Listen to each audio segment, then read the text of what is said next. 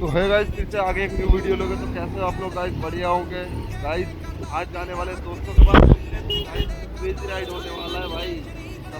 Guys बहुत traffic है भाई, दिल्ली के रोड में ना बहुत ज़्यादा ट्रैफिक चलता है भाई। देख लो कितना ट्रैफिक है यार, हर टाइम ट्रैफिक चलता ही रहेगा भाई। ये सामने वाला बंदा तो भाई सवाई बता रहा है, देखो भाई आगे यार मानना पड़ेगा सामने वाले बंदे को। चलो गाइस थोड़ा खींचते हैं अभी, बहुत ट्रैफिक है, थोड़ा मजा भी लेते हैं।